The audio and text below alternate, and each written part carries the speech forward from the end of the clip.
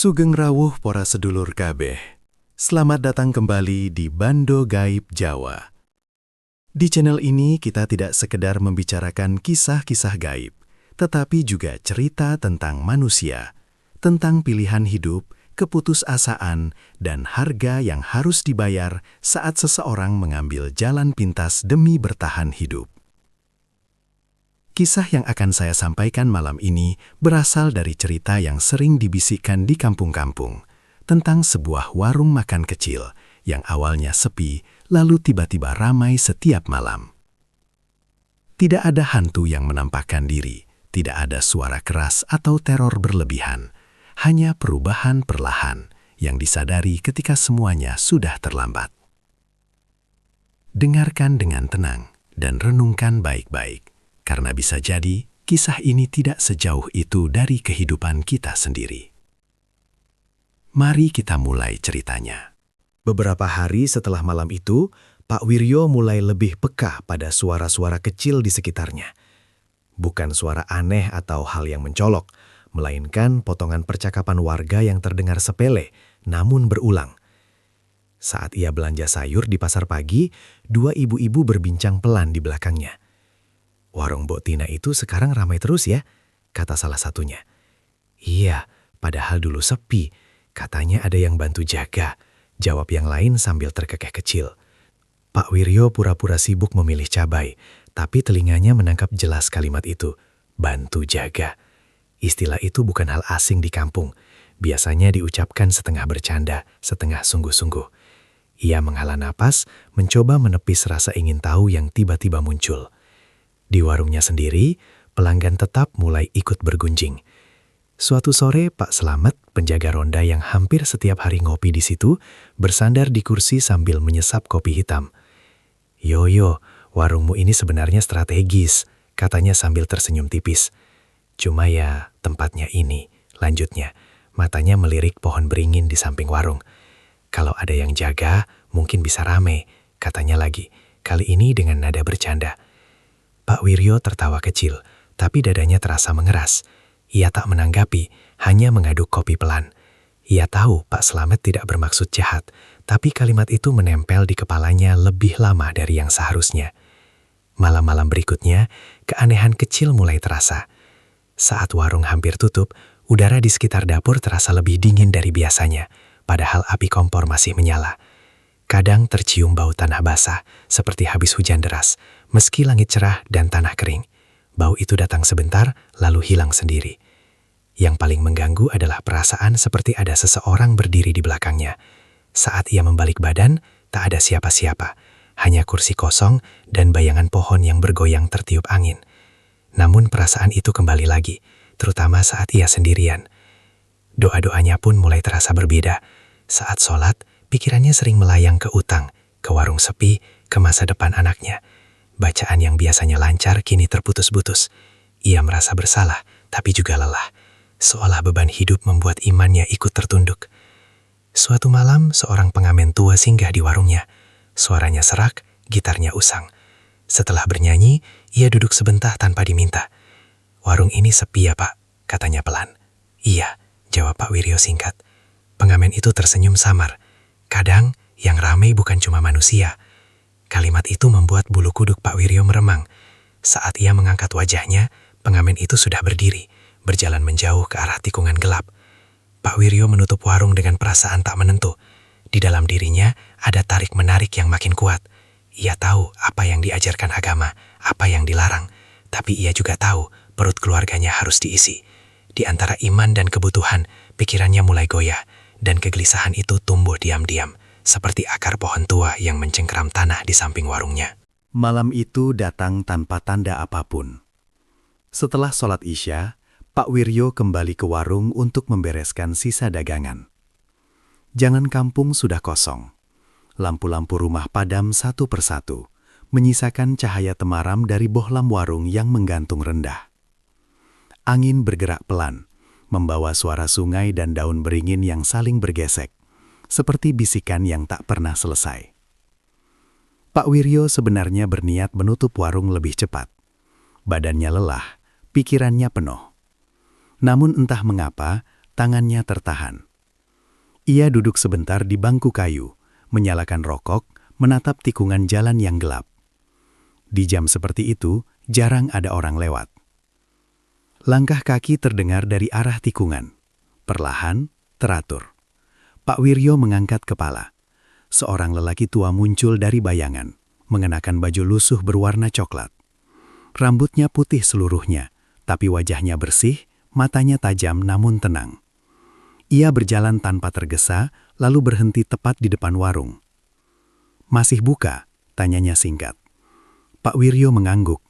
Lelaki itu duduk di kursi dekat dapur, posisi yang jarang dipilih pelanggan. Ia memesan teh panas saja, tidak ada basa-basi. Saat Pak Wiryo menyeduh teh, ia merasa udara di warung menjadi lebih dingin dari biasanya. "Tempat ini sepi," kata lelaki itu setelah menyeruput teh. Pak Wiryo hanya mengangguk lagi. Padahal jalannya hidup, lanjutnya pelan, sambil melirik tikungan dan pohon beringin. Ada jeda panjang, suara jangkrik terdengar lebih jelas. Lelaki itu kemudian berbicara lagi, seolah melanjutkan pikiran yang tidak pernah diucapkan. "Kadang, rezeki bukan soal ramai atau tidak," katanya, "tapi soal mau atau tidak menjaga." Pak Wiryo merasakan dadanya mengencang. Ia tidak bertanya apa maksudnya. Lelaki itu pun tidak menjelaskan. Ia hanya menaruh uang di meja, lebih dari harga teh, lalu berdiri. Sebelum pergi, ia berkata pelan, nyaris seperti pesan yang dititipkan angin. "Kalau warung ini mau bertahan, jangan ditutup lewat jam tertentu. Makanan sisa jangan dibuang sembarangan. Dan satu lagi, kalau ada yang datang malam-malam, jangan banyak tanya." Setelah itu, lelaki tua itu berjalan pergi, menghilang di balik tikungan gelap. Pak Wiryo berdiri terpaku, hatinya berdebar tidak karuan. Ia menggeleng pelan, berusaha menenangkan diri. "Ngaco," gumamnya, "cuma orang tua lewat." Ia membereskan warung dengan cepat, menutup sebagian lampu. Namun saat hendak mengangkat kursi di sudut warung, kursi dekat dapur tempat lelaki itu duduk, tangannya berhenti. Ada perasaan aneh, seperti ada berat yang tak terlihat. Kursi itu terasa dingin. Pak Wiryo mundur selangkah, dadanya sesak. Ia menoleh ke sudut itu lagi. Kursi kosong, tak ada siapa-siapa. Tapi perasaan seperti ada yang duduk di sana begitu nyata, membuat tengkuknya meremang. Malam itu, Pak Wiryo pulang dengan langkah cepat.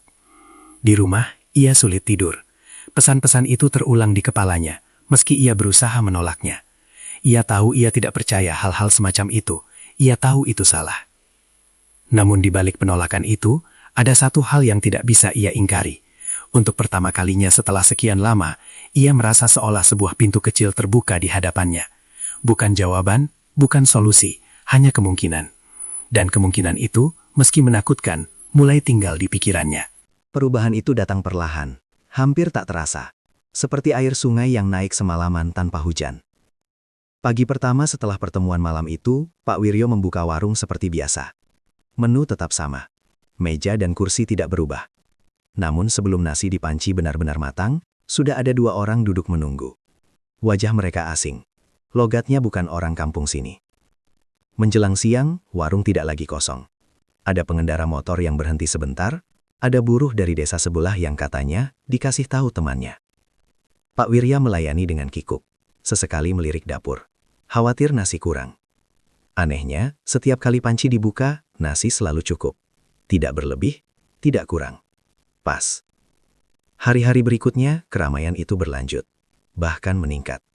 Sore hingga malam, pelanggan datang silih berganti. Banyak yang bukan wajah dikenal. Mereka makan cepat, jarang bicara, lalu pergi begitu saja. Beberapa datang larut malam, saat kampung sudah sunyi dan hanya lampu warung Pak Wiryo yang menyala. Jalan di tikungan itu yang biasanya mati, kini seperti hidup kembali. Istrinya sampai tertegun menghitung uang hasil jualan. "Kok bisa begini?" tanyanya pelan, lebih kepada diri sendiri. Pak Wiryo hanya mengangkat bahu. Di wajahnya ada kelegaan yang sudah lama tak muncul. Malam itu, untuk pertama kalinya ia bisa membayar sebagian utang beras. Minggu berikutnya, ia mencicil uang sekolah anaknya. Buku utang di laci mulai menipis halamannya. Namun bersama rasa lega itu, ada keganjilan kecil yang terus menyelinap. Pak Wiryo mendapati dirinya melakukan hal-hal yang sebelumnya tak pernah ia pikirkan. Ia tidak lagi menutup warung cepat-cepat, meski badan lelah. Ada jam tertentu, entah mengapa, yang terasa tidak boleh dilewati dengan pintu tertutup. Jika ia mencoba membereskan lebih awal, dadanya terasa tidak enak, seperti ada yang menekan. Sisa makanan pun tak lagi dibuang ke belakang rumah. Tanpa alasan jelas, Pak Wiryo memilih menyisihkannya di sudut dapur, menutupnya dengan kain. Ia sendiri heran mengapa tangannya bergerak begitu saja. Tidak ada suara yang menyuruh. Tidak ada wajah yang menampakkan diri. Hanya perasaan kuat bahwa begitulah seharusnya. Beberapa pelanggan malam memilih duduk di kursi dekat dapur, kursi yang dulu jarang terpakai. Pak Wiryo tak pernah menawarkan. Mereka datang dan duduk sendiri. Ada satu bangku di sudut yang entah sejak kapan selalu kosong. Setiap kali ada orang hendak duduk di sana, Pak Wiryo refleks berkata, "Yang lain saja." Alasannya tak jelas, tapi lidahnya bergerak lebih cepat dari pikirannya. Ekonomi membaik. Dan itu menenangkan banyak hal. Wajah Pak Wiryo tak lagi setegang dulu. Ia bisa tersenyum pada istrinya, bisa membeli lauk sedikit lebih layak. Di surau, ia kembali terlihat lebih sering, meski doanya masih kerap terputus oleh bayangan warung yang ramai. Kadang, saat menghitung uang di malam hari, rasa bersalah menyelinap pelan. Ia bertanya pada dirinya sendiri, mengapa semua ini datang begitu mudah? Tidak ada promosi, tidak ada perubahan besar. Hanya keramaian yang tiba-tiba ada. Dan aturan-aturan kecil yang tak tertulis, tapi terasa mengikat. Pak Wiryo menepis pikiran itu. Ia bilang pada dirinya sendiri bahwa ini hanya keberuntungan yang tertunda lama. Namun di sela bau masakan yang terus mengepul, dan suara pelanggan yang datang tanpa henti, ada keganjilan yang berdiri diam, menunggu untuk disadari. Keramaian warung tak lagi terasa seperti berkah bagi Pak Wiryo. Tubuhnya sering lelah tanpa sebab yang jelas, padahal jam tidurnya tidak banyak berubah, dan pekerjaannya sama seperti dulu. Namun setiap bangun pagi, bahunya terasa berat, kepalanya pening, seperti kurang tidur berhari-hari. Kopi tak lagi membantu. Ia hanya diam, menarik nafas panjang, lalu membuka warung seperti biasa. Tidurnya pun tak pernah benar-benar nyenyak. Hampir setiap malam, mimpi buruk datang berulang. Dalam mimpinya Pak Wiryo berada di dapur warung yang gelap. Lampu mati, hanya ada cahaya samar dari luar. Di sudut ruangan ada bayangan besar, berbulu, membungkuk hampir menyentuh langit-langit. Ia tidak melihat wajahnya, hanya dada yang naik turun dan suara nafas berat, seperti orang kelelahan setelah berjalan jauh. Setiap kali Pak Wiryo ingin berteriak, suaranya tertahan di tenggorokan. Ia selalu terbangun dengan keringat dingin. Di rumah, suasana berubah pelan-pelan. Anaknya yang dulu sering membantu di warung kini enggan ikut. Takut, katanya singkat saat ditanya. Takut pada apa, ia sendiri tak bisa menjelaskan. Anak itu hanya bilang warung terasa pengap dan gelap meski lampunya menyala. Istrinya lebih sering diam. Saat makan malam, ia menatap lauk di meja dengan raut ragu. "Mas, kamu gak ngerasa aneh?" tanyanya suatu malam. Rasanya seperti ada yang ikut makan. Pak Wiryo tersenyum kaku, menganggap itu hanya kelelahan. Namun ia sendiri merasakan hal serupa, seperti ada porsi yang hilang meski semua terlihat utuh. Di dapur warung, Pak Wiryo mulai menghindari berdoa. Bukan karena lupa, melainkan karena setiap kali ia melafalkan doa sebelum memasak, tangannya bergetar dan dadanya terasa sesak. Pernah sekali ia menyebut nama Tuhan pelan, dan api kompor mendadak mengecil lalu mati. Sejak itu, ia memilih diam. Memasak dalam sunyi, hanya ditemani suara minyak mendesis dan panci beradu. Pelanggan malam semakin aneh. Ada yang datang dengan mata merah, makan tanpa menyentuh sambal. Ada yang duduk lama, tak bergerak, lalu pergi tanpa suara. Pernah suatu pagi terdengar kabar seseorang jatuh sakit setelah makan di warungnya. Pak Wiryo pura-pura tak dengar. Ia menunduk menghitung uang, menutup telinga dari bisik-bisik. Ia sadar ada yang salah. Namun setiap kali hendak memikirkan lebih jauh, ia mengingat utang yang sudah lunas, anak yang bisa sekolah lagi, dan wajah istrinya yang tak lagi sesering menangis. Semua itu membuatnya memilih diam, memilih tidak melihat, memilih tidak bertanya. Nilai yang dulu ia pegang, jujur, peduli, takut pada Tuhan, perlahan terkikis oleh rasa aman semu. Dan tanpa ia sadari, harga pertama yang benar-benar hilang bukanlah uang atau kesehatan, melainkan kemanusiaannya sendiri. Kesadaran itu datang bukan sebagai teriakan, melainkan sebagai rasa kalah yang perlahan meresap. Pak Wiryo mulai memahami bahwa warung itu tidak lagi sepenuhnya miliknya. Ia hanya menjalankan rutinitas, membuka dan menutup sesuai jam yang tak pernah ia tentukan sendiri. Ada waktu tertentu yang terasa harus, meski tak pernah tertulis. Jika jam itu terlewat, dadanya sesak, kepalanya berdenyut, dan langkahnya terasa berat seperti menapak lumpur. Bangku di sudut dapur kini tak pernah disentuh. Pak Wiryo bahkan tak berani mendekat. Bangku itu selalu menghadap ke arah kompor, seolah memperhatikan setiap gerakannya memasak. Kadang, tanpa ia sadari, bangku itu sedikit bergeser sendiri. Tidak banyak, hanya cukup untuk mengubah arah hadapnya. Namun perubahan kecil itu membuat keringat dingin mengalir di punggung Pak Wiryo. Suatu malam, saat warung penuh oleh pelanggan yang datang silih berganti, lampu bohlam utama berkedip. Sekejap kemudian, cahaya meredup. Di lantai, bayangan besar jatuh menutupi meja-meja plastik. Bayangan itu tidak bergerak, tapi cukup luas untuk membuat Pak Wiryo merasa kecil. Ia menelan ludah, mencoba fokus melayani pelanggan, berpura-pura tidak melihat. Dari dapur, terdengar suara napas berat. Teratur, dalam. Seperti dada besar yang mengembang dan mengempis. Suara itu bercampur dengan dengung serangga malam, dan sesekali tawa lirih yang sulit dibedakan apakah berasal dari luar atau dari dalam kepalanya sendiri. Tidak ada yang menoleh. Pelanggan makan dengan tenang, seolah semua itu wajar. Pak Wiryo ingin berhenti. Keinginan itu muncul semakin sering, terutama saat melihat anaknya gemetar tiap kali mendekati warung. Ia membayangkan menutup warung selamanya, kembali hidup sederhana, meski harus berutang lagi. Namun bayangan lain segera menyusul.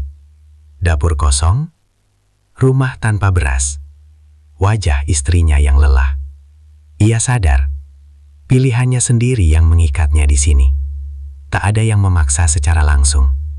Tak ada perjanjian tertulis.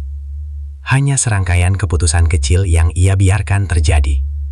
Sekarang, setiap kali ia melangkah mundur, ada rasa takut kehilangan segalanya. Bukan hanya uang, tapi juga keselamatan. Malam itu, saat pelanggan terakhir pergi, Pak Wiryo berdiri sendirian di warung. Jam di dinding menunjukkan waktu yang terasa aman. Ia tidak berani menutup sebelum jarum melewati angka tertentu. Di sudut dapur, bangku itu tetap kosong. Namun Pak Wiryo tahu, kosong bukan berarti tidak ada. Ia menunduk. Napasnya gemetar. Di dalam dirinya, ketakutan mencapai puncaknya. Bukan lagi pada sesuatu yang tak terlihat, melainkan pada kenyataan bahwa ia telah menyerahkan kendali hidupnya sendiri. Dan kesadaran itu datang terlambat. Keputusan itu tidak datang dengan keberanian, melainkan kelelahan. Pak Wiryo bangun suatu pagi dengan dada sesak dan kepala berdenyut keras. Tubuhnya panas, tetapi dingin merayap di tulang-tulangnya. Ia duduk lama di tepi ranjang, menatap lantai rumah yang dingin, lalu berbisik lirih, nyaris seperti permintaan maaf. Cukup. Hari itu, ia membuka warung seperti biasa, namun hatinya sudah tidak di sana. Menjelang sore, saat matahari belum sepenuhnya turun, Pak Wiryo mematikan kompor lebih awal.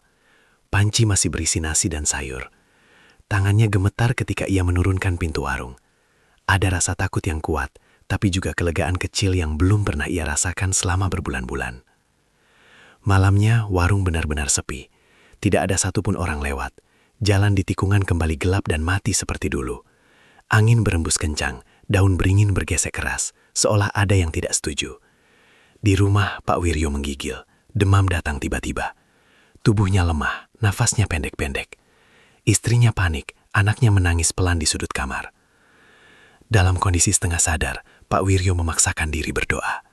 Kata-kata yang lama tertahan akhirnya keluar, terbata-bata dan penuh rasa bersalah. Setiap lafaz terasa berat, seperti ada yang menekan dadanya. Namun ia teruskan. Untuk pertama kalinya setelah lama, ia menyebut nama Tuhan tanpa menahan diri. Keesokan harinya, ia kembali ke warung. Bau tanah basah menyengat lebih kuat dari biasanya. Dengan tangan gemetar, ia mengangkat sisa makanan yang selama ini selalu ia sisihkan. Ia berjalan ke belakang warung, ke dekat sungai kecil, dan membuangnya ke aliran air. Saat itu, kepalanya berkunang-kunang, pandangannya gelap sesaat, lalu ia jatuh terduduk di tanah. Sejak hari itu, warung benar-benar mati. Tidak ada pelanggan, bahkan orang-orang yang dulu sering mampir kini menghindar. Beberapa berbisik, menyalahkan Pak Wiryo atas sakit yang mereka alami. Ada yang terang-terangan berkata warung itu membawa sial. Kepercayaan warga runtuh dalam hitungan hari. Pak Wiryo sakit selama seminggu penuh, badannya kurus, wajahnya cekung. Uang tabungan cepat habis untuk berobat. Namun di sela rasa sakit itu, ada ketenangan aneh yang perlahan muncul. Malam-malamnya masih sunyi, tapi tidak lagi terasa diawasi. Tidak ada nafas berat, tidak ada tawa lirih. Suatu sore, ia menutup warung untuk terakhir kalinya. Ia melepas spanduk lusuh itu perlahan, melipatnya rapi. Tidak ada tangisan, hanya nafas panjang dan rasa menyesal yang dalam. Ia tahu hidup ke depan akan lebih sulit, namun kali ini, kesulitan itu terasa jujur. Pak Wiryo memilih kehilangan warung, kehilangan uang, bahkan kehilangan nama baik di kampung. Tapi di balik semua itu, ia merasa masih memiliki satu hal yang hampir saja hilang, dirinya sendiri. Dalam kepasrahan itu, ia berjalan pulang dengan langkah berat, namun hati yang perlahan kembali utuh. Keputusan itu tidak datang dengan keberanian, melainkan kelelahan. Pak Wiryo bangun suatu pagi dengan dada sesak dan kepala berdenyut keras. Tubuhnya panas, tetapi dingin merayap di tulang-tulangnya. Ia duduk lama di tepi ranjang, menatap lantai rumah yang dingin, lalu berbisik lirih, nyaris seperti permintaan maaf. Cukup. Hari itu ia membuka warung seperti biasa, namun hatinya sudah tidak di sana. Menjelang sore, saat matahari belum sepenuhnya turun, Pak Wiryo mematikan kompor lebih awal. Panci masih berisi nasi dan sayur. Tangannya gemetar ketika ia menurunkan pintu warung. Ada rasa takut yang kuat, tapi juga kelegaan kecil yang belum pernah ia rasakan selama berbulan-bulan. Malamnya, warung benar-benar sepi. Tidak ada satupun orang lewat. Jalan di tikungan kembali gelap dan mati seperti dulu. Angin berembus kencang, daun beringin bergesek keras, seolah ada yang tidak setuju. Di rumah, Pak Wiryo menggigil. Demam datang tiba-tiba. Tubuhnya lemah, napasnya pendek-pendek. Istrinya panik, anaknya menangis pelan di sudut kamar. Dalam kondisi setengah sadar, Pak Wiryo memaksakan diri berdoa. Kata-kata yang lama tertahan akhirnya keluar, terbata-bata dan penuh rasa bersalah. Setiap lafaz terasa berat, seperti ada yang menekan dadanya. Namun ia teruskan. Untuk pertama kalinya setelah lama, ia menyebut nama Tuhan tanpa menahan diri. Keesokan harinya, ia kembali ke warung. Bau tanah basah menyengat lebih kuat dari biasanya. Dengan tangan gemetar, ia mengangkat sisa makanan yang selama ini selalu ia sisihkan. Ia berjalan ke belakang warung, ke dekat sungai kecil, dan membuangnya ke aliran air. Saat itu, kepalanya berkunang-kunang, pandangannya gelap sesaat. Lalu ia jatuh terduduk di tanah. Sejak hari itu, warung benar-benar mati. Tidak ada pelanggan. Bahkan orang-orang yang dulu sering mampir kini menghindar. Beberapa berbisik, menyalahkan Pak Wiryo atas sakit yang mereka alami. Ada yang terang-terangan berkata, warung itu membawa sial. Kepercayaan warga runtuh dalam hitungan hari. Pak Wiryo sakit selama seminggu penuh. Badannya kurus, wajahnya cekung. Uang tabungan cepat habis untuk berobat. Namun di sela rasa sakit itu, ada ketenangan aneh yang perlahan muncul. Malam-malamnya masih sunyi, tapi tidak lagi terasa diawasi. Tidak ada napas berat, tidak ada tawa lirih. Suatu sore, ia menutup warung untuk terakhir kalinya. Ia melepas spanduk lusuh itu perlahan, melipatnya rapi. Tidak ada tangisan, hanya napas panjang dan rasa menyesal yang dalam. Ia tahu hidup ke depan akan lebih sulit. Namun kali ini, kesulitan itu terasa jujur. Pak Wiryo memilih kehilangan warung, kehilangan uang, bahkan kehilangan nama baik di kampung. Tapi di balik semua itu, ia merasa masih memiliki satu hal yang hampir saja hilang, dirinya sendiri.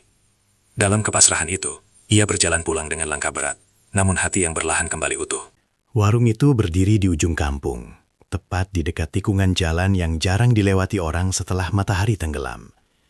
Bangunannya sederhana, dinding papan yang mulai lapuk, atap seng berkarat, dan satu spanduk lusuh bertuliskan warung makan sederhana. Di sebelahnya tumbuh pohon beringin tua. Akarnya menjalar ke tanah seperti urat-urat besar yang sudah lama mencengkeram bumi. Tak jauh dari situ, terdengar aliran sungai kecil yang airnya mengalir pelan, nyaris tak pernah kering. Pak Wiryo adalah pemilik warung itu. Usianya hampir 50 tahun, tubuhnya kurus dengan bahu yang selalu tampak menunduk. Dulu ia buruh bangunan di kota, tapi kecelakaan kerja membuat kakinya pincang. Sejak itu, ia pulang ke kampung bersama istrinya dan membuka warung kecil ini, berharap bisa menyambung hidup tanpa harus pergi jauh lagi. Setiap pagi, Pak Wiryo membuka warung dengan menu yang sama, nasi hangat, sayur lodeh, tempe goreng, dan sambal. Kadang ada telur dadar, kalau uang belanja cukup. Meja plastik biru berjejer 3, kursinya sudah tak seimbang. Jam-jam ramai hanya terjadi saat siang, itu pun kalau ada petani pulang dari sawah atau anak sekolah yang mampir membeli es teh. Sore hari, beberapa warga biasa duduk sebentar, ngopi sambil ngobrol ringan. Topiknya tak jauh dari harga pupuk, jalan berlubang, atau kabar tetangga yang baru saja menikah. Pak Wiryo ikut tersenyum, meski pikirannya sering melayang ke tumpukan utang di buku kecil yang ia simpan di laci. Utang beras di warung grosir, utang sekolah anak, dan cicilan motor tua yang hampir tak pernah dipakai. Saat azan maghrib berkumandang dari surau kecil di tengah kampung, warung biasanya mulai sepi. Pak Wiryo menutup kompor, mencuci piring, lalu ikut sholat berjamaah. Setelah itu, kampung perlahan tenggelam dalam kesunyian. Lampu-lampu rumah redup, suara televisi samar, dan hanya jangkrik serta aliran sungai yang terdengar jelas. Malam adalah waktu yang paling tidak disukai Pak Wiryo. Warungnya jarang didatangi orang setelah gelap. Jalan di tikungan itu terasa sunyi, apalagi pohon beringin di samping warung sering membuat angin berputar aneh. Beberapa warga pernah bercanda, katanya tempat itu kurang enak buat usaha. Pak Wiryo hanya tertawa kecil, meski di dalam hatinya ada rasa tak nyaman yang sulit dijelaskan. Utang terus menumpuk, sementara penghasilan makin menipis. Istrinya mulai sering diam, anaknya jarang meminta uang jajan seolah paham keadaan. Rasa malu menyelinap setiap kali Pak Wiryo bertemu tetangga. Ia merasa gagal sebagai kepala keluarga. Suatu malam, saat ia duduk sendirian di warung yang hampir gelap, Pak Wiryo menatap tikungan jalan itu lama-lama. Angin membawa bau tanah basah dari arah sungai, meski tak hujan. Dalam dadanya, ada keputusasaan yang perlahan tumbuh, perasaan bahwa jika keadaan tak berubah, warung kecil ini tak akan bertahan lama. Disitulah benih keputusan mulai tumbuh, meski Pak Wiryo belum tahu kemana arahnya akan membawa hidupnya. Apa yang terjadi pada Pak Wiryo bukan sekedar kisah tentang pesugihan, bukan pula semata tentang makhluk tak kasat mata. Ini adalah cerita tentang manusia yang terlalu lama berdiri di persimpangan, hingga akhirnya memilih jalan yang tampak mudah, namun diam-diam mengikis nilai hidupnya sendiri. Warung itu kini tinggal nama, namun bekasnya masih tertinggal, di ingatan warga, di bisik-bisik malam, dan di hati orang yang pernah memilih jalan pintas. Semoga kisah ini menjadi pengingat bagi kita semua, bahwa rezeki yang dipaksakan seringkali menuntut bayaran yang tidak tertulis, dan tidak semua keuntungan layak untuk dipertahankan. Terima kasih sudah mendengarkan kisah ini sampai selesai di Banda Gaib Jawa. Jika kalian menyukai cerita-cerita horor berbalut budaya, pesugihan, santet, dan kisah gaib Nusantara, jangan lupa like video ini, subscribe channel Banda Gaib Jawa, dan aktifkan lonceng notifikasi agar tidak ketinggalan kisah berikutnya. Tulis juga di kolom komentar, menurut kalian, apakah Pak Wiryo sudah memilih jalan yang benar di akhir hidupnya? Saya pamit undur diri.